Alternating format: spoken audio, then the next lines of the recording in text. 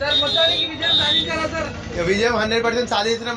నిన్ననే చెప్పినాం, ఈ రోజు సాధించినాం. జస్ట్ 24 hours అంతే. ఇప్పుడు పల్లవి ప్రశాంత్ ఎప్పుడు వచ్చింది సార్?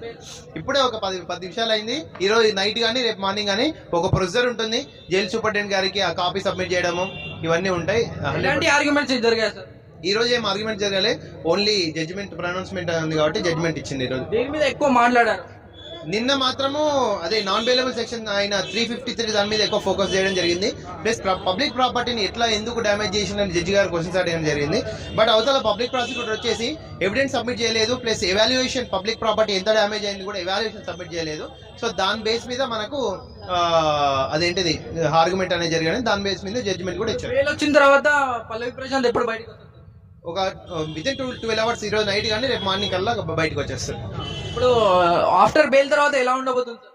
ఎలా వెళ్ళబోతుందంటే పల్లవి ప్రశాంత్ బయటకు వచ్చినాక ఆయన మీరు పర్సనల్ ఇంటర్వ్యూ చేసి ఆయన ఫ్యూచర్